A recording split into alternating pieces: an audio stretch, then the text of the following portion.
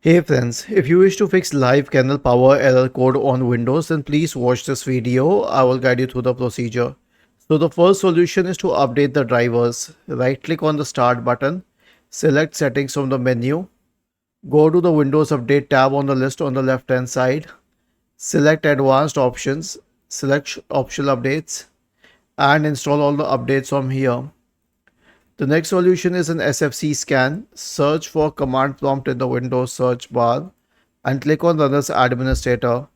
Type the command sfc /scan now and hit enter to invoke the SFC scan. The next solution is to disable fast startup. Press the Windows key and the R key together to open the run window. Type the command powercfg.cpl and hit enter. Go to choose what the power buttons do on the list on the left hand side. In the right pane, select change settings that are currently unavailable. Uncheck this box, turn on turn on fast startup because we need to disable it. Click on save changes. The last one is to be done by a technician unless you know how to do it, though it's easy. You have to reseat the RAM, remove the RAM and re-add it. But if you don't know how to do it, please ask a professional to do the needful. Was this helpful? If yes, then please subscribe to the channel.